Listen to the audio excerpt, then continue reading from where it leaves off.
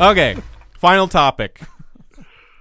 Do we want to do Deadpool New Mutants or Powerless? Well, we'll just make this a superhero topic, and that way we can do all three and we can shove them together because I don't know how much we can talk about Powerless. Powerless has been pulled. The official statement by NBC is not officially canceled, just pulled. They're not airing new episodes. Mm-hmm. Yep.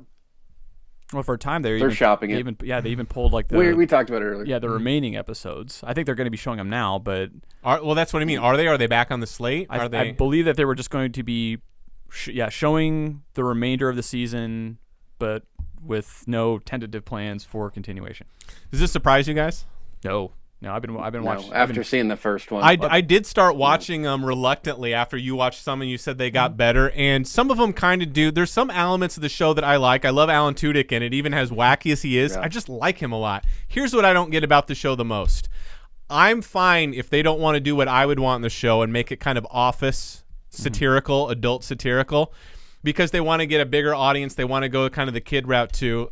I've been calling it the Disney Channel-esque route, okay? I'm fine with that. Here's what I don't get. You're adding things in the show. I wouldn't want my child that is going to watch a Disney Channel-esque show into the show that contradicts taking this route that makes me not want to watch it. Here's what I mean. So watching the show and it gets kind of kooky, silly, and I'm almost waiting to see two people like do the shoulder-to-shoulder thing, and then they start talking about, he fell asleep. That's because he's drawing too many penises on his head. Or, I was going to do this, but I wanted to have a threesome with her and her. And I'm like, which demographic are you going for here? This reminds me of Transformers Revenge of the Fallen when that little robot goes, "Get away from me, you crazy bitch." I'm like, if you're going to make this for kids, you don't need that line. That didn't add anything to the movie whatsoever. I just don't understand why, if you're going to take this alternate route, you're adding these elements that are inappropriate for this group. You're confusing me because I don't want to watch it because you want to do this, but now because you're going to do this, I don't want the people that I would have watched the show watch. Does that make sense to you guys? Yeah, that is probably a big one, and I think it kind of falls along the whole theme of just incompatible elements, right? Stuff that maybe if you just kind of take something as it exclusively and run with it, then you might have something kind of workable. But they've really tried to mash a lot of different tones and TV elements together so that they don't quite really jive. Yeah.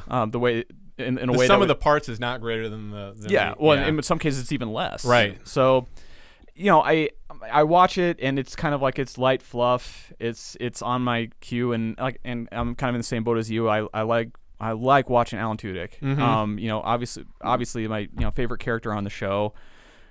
But I've seen what they've done as far as trying to set up the perspective of the show, the story elements of the show, the individual episode substances. Some of them were actually kind of conceptually were actually pretty cool. Mm-hmm. Like there was an episode associated with Vanessa Hudgens dating a henchman. That was cool. See, I like that. And slowly coming to the realization that, oh my God, I'm dating a henchman. Uh-huh.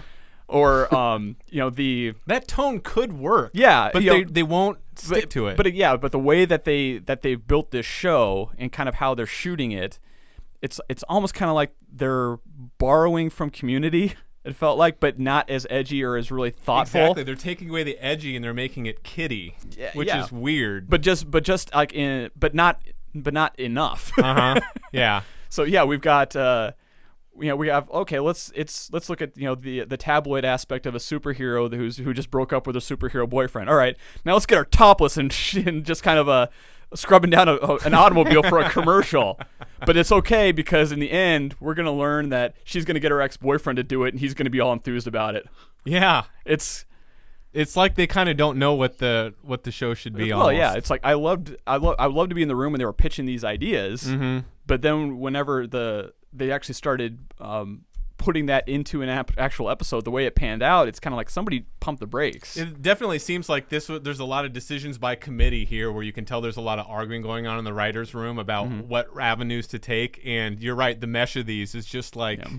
I mean, but it's to its credit, like I said, it's light. I still enjoy watching it, but I'm in no way surprised that this thing would be pulled off the air, and I'd be even more surprised if somebody else tried to pick it up. without doing a drastic change. Exactly. Yeah. Yeah, that's kind of what I was thinking too. Is if it gets opted by another studio or channel, it's going to have to go through some revisions as far as for. Because it's just they throw in these little things from time to time, like, yeah, he's drawing penises on his head. I can't imagine seeing that in a Disney Channel show. And everything that you've done so far with the tone is kind of like, that's kind of out of left field. Yeah, it really is. I mean, you have the Alan Tudyk arguing with the like 8-year-old daughter of a woman he's trying to sleep with via Skype, and it just. That's funny, but let him do that full bore. Yeah. Don't just try to, make that workable. Take something like that and run with it. Yep. Oh, well. Not surprised, so you haven't watched any more of the episodes? You better watch them now while you got them available to you, or it's only going to be available on Netflix and Hulu for eternity. Yeah. I did. After watching the first one, it's on the DVR. Mm-hmm. So, I mean, they're available for me to watch. Yeah.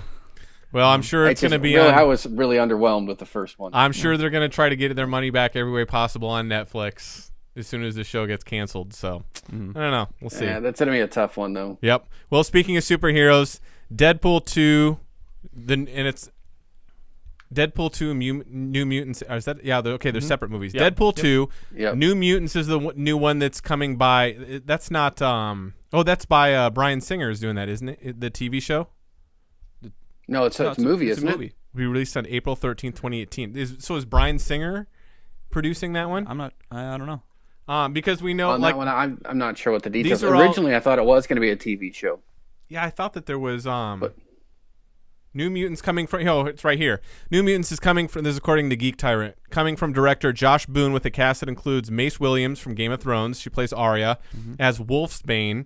Anna Taylor-Joy, the Witch from The Witch, as Magic, Nat Wolff as Cannonball, and James McAvoy's Professor Charles Xavier. So this is in the I'm sure that obviously if Josh Boone is directing it, that Bryan Singer is a executive producer or whatever, because it's basically his universe. Yeah, it's in the Fox continuity. Because, if that's going to be the case, Bryan Singer is doing X-Men Dark Phoenix, which will be interesting to see if they can actually do the Phoenix saga correctly in the movies, which so far they haven't done yet. I like what they did in Apocalypse. As I understand, it's supposed to be a complete reboot again.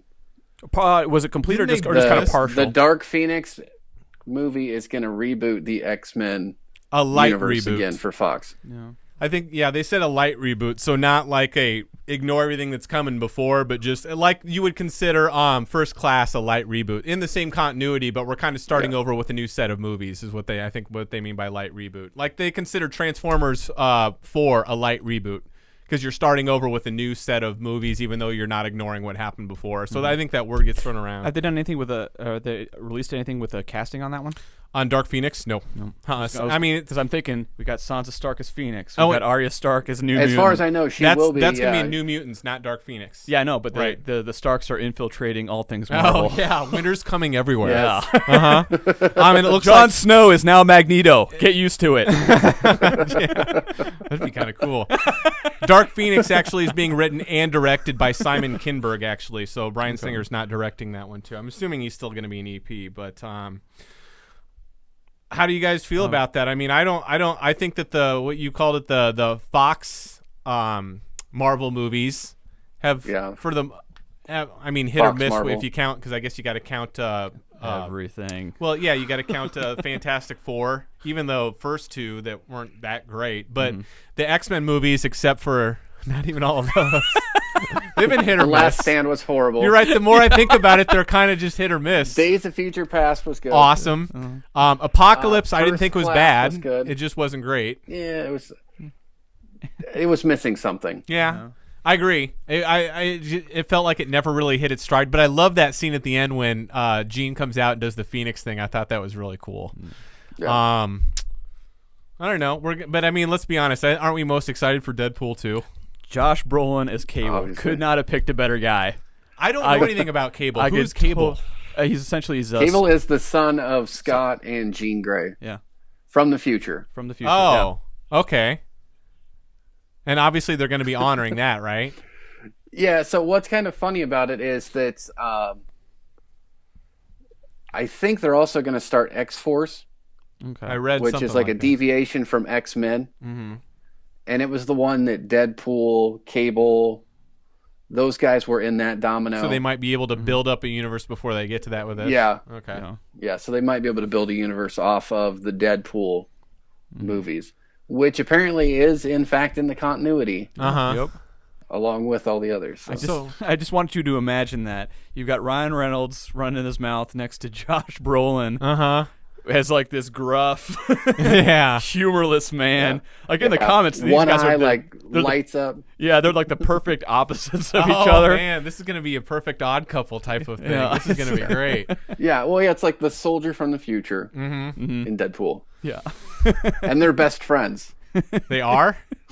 Besties. Oh, I bet. Yeah. Oh man, I'm pumped for this, and that's set to come out June 1st, 2018. So just over a year. Man, I guess there aren't as many special effects with these movies as there are with some of the other ones, but man, that gets me excited for some of this stuff because I mean, Deadpool is probably the best Fox Marvel movie that they put out. Period. Wouldn't you guys say? Oh, absolutely. X2 is probably the best. That was a good movie. Yeah, that was the best X-Men movie that they put out. The best movie. Now, the best overall movie, Deadpool's the one I'd watch. See, that's what I guess, and this is such a subjective way to phrase it when we say best. I would rather watch Deadpool 2 than any other Fox Marvel movie out there. I think that X-Men 2 was probably the best X-Men movie that they've done, it just being honorable to whatever. But Deadpool, you look at differently. You don't really look at like being as much as maybe they did or didn't played good respect to the history of the character, whatever. All you give a shit about is it was fun as hell to watch. It was R-rated and bloody, but the best element of all was Ryan Reynolds' humor, and everything else you just didn't even care about. X2 doesn't have any of those aspects, so it's kind of like how great was it at being respectful of the X-Men, being a good movie, balancing the character dynamics and stuff, and I think it did all that stuff well, so I would agree with that. But Deadpool 2, come on, you know you want to watch Deadpool 2. Oh, yeah, for sure. What's going to be interesting, because if you think about the Fox Marvel, at least the X-Men universe, these movies we're going to see will be the first ones without Logan. Mm-hmm. Yeah. Do you think he'll do a cameo or something? I hope not. Really? I'd love to see him do a cameo in Deadpool 2. As much as Ryan Reynolds and Hugh Jackman love each other, I would love to see maybe as Hugh Jackman. Yeah. But not as Logan. Yeah. You know they would do something funny with it if they did. Oh, yeah. Yeah. But the character Logan, I like the completion from the Logan movie, and I'd like that to just kind of be the end of it. Like even a quick cameo you wouldn't want? Even a quick cameo. Okay.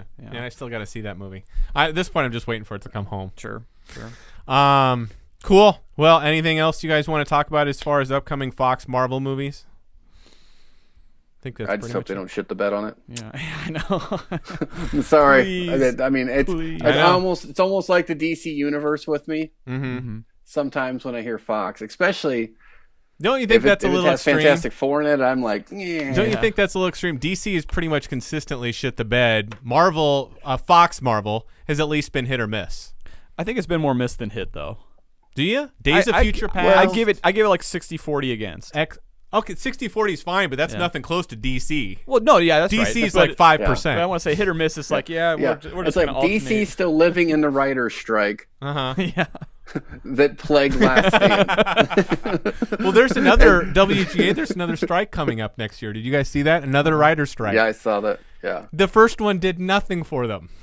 I really hope this one didn't do anything for us either. I really hope they know what they're doing for the second one, because more independent movies, I guess. I remember watching an interview with South Park creators, Matt and Trey, where they were talking with all the writers talking with the writers after it was over with the party, and all the writers were like had their head down in shame because they know it accomplished nothing.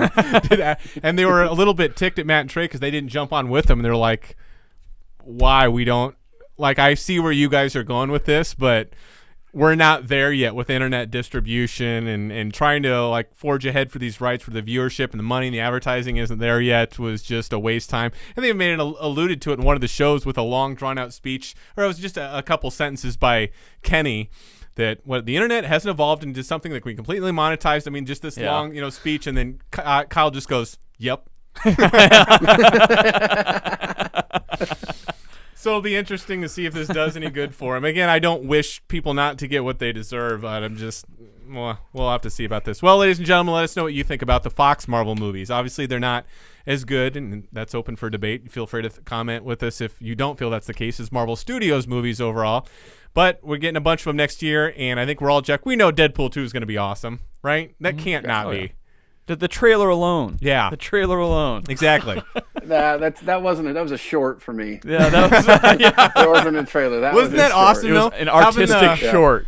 Having both the Superman theme song, which is funny just because it's a completely different universe. I thought that was ironic in its own sense. Well, in the theaters, though, it was even better because they were playing St. Elmo's Fire. Well, no, they do that after he gets out of the... Yeah. But when he's actually in the phone booth changing, you can hear the Superman theme song, which is from DC, not Marvel. And DC's shit in the bed, but Deadpool's kicking ass, so they're actually playing the John Williams Superman theme. And when he keeps banging the thing and you see his bare ass. Oh, that was awesome. I can't wait to see it. All right. Ladies and gentlemen, this has been episode number 22 of Fractured Focus, the show where we obsess about everything from geek culture to nerd news, along with random topics for discussion. Let us know what you think in the comments below. Like, subscribe, share with your friends. Remember, you can always check us out at youtube.com/fracturedfocus as we post a topic of the show each day of the week, Monday through Thursday, and attempt to entertain you with our semi-witty banter and our... all I keep thinking about is Switch. Incessant rambling. Whatever, dude. Look how cool that is. To Switch. He's on the in train. Yeah. Until next time.